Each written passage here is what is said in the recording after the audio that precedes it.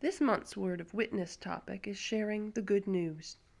There are three things we need to do as Jesus' followers. We need to connect with God, connect with people, and connect with the world. We connect with the world through serving others, sharing the good news, and sharing how God is at work in our lives today. We talked about serving others through hands-on mission at the end of October as part of our Committed to Christ campaign. Today we focus on sharing the good news. What is the good news and why do we want to share it? The good news is a message from God to all people. It is the truth of His plan to reconcile rebellious people to Himself.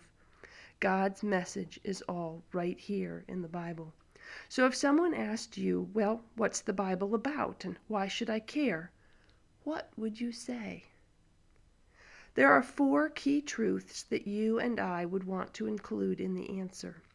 The first is the truth about God, that He is creator of the earth and everything in it, from a single leaf to an entire tree to each and every person that walks this earth.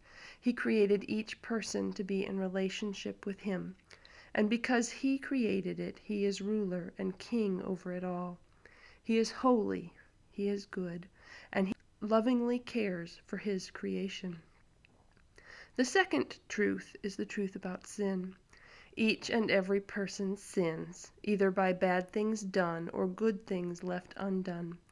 That sin might be greed, I need all that. Envy, I wish I had all that. Hatred, I dislike you enough to want to hurt you. Arrogance, I'm better than you. Slander, cutting down another person, or lying and trying to protect myself, to name a few. Sin starts in a person's thoughts and grows into actions. One sin leads to another until sin consumes everything. The result of sin is death, spiritual death, and there is no way to be in relationship with God when one is spiritually dead. And there is nothing the person dead in sin can do to rescue themselves. The third truth is the truth about Jesus Christ. This is where the news really gets good. Because God sent Jesus Christ to make a way for us to be in relationship with God again, to rescue us from spiritual death. How did He do that? He came to earth and really lived as a man here. He lived a perfect, sinless life, and then He gave up that life as a sacrifice, as a payment for your sin and mine when He died on the cross.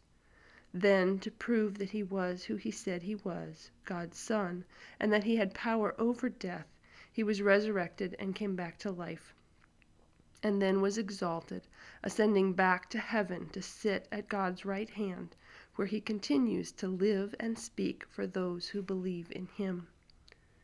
The fourth truth is the truth about our response to what God has done. We respond in faith and repentance. We respond in faith by trusting that God will do what He says He will do, that He will forgive and cleanse us from our sin and give us new life, spiritual life, abundant life with Him. We respond in repentance by turning away from sin and towards God, in seeking Him for strength and power to live differently than we have before. And then we respond with a lifelong desire to glorify and serve God and share what we know of Him with others. How then do we share these key truths of the Bible, this good news, in a way that will encourage others to seek to read and understand the whole message for themselves? There is no method or system. It will be unique to each individual and each situation. But the truth does not change. The truth about who God is, the truth about sin, the truth about Jesus Christ, and the truth about our response.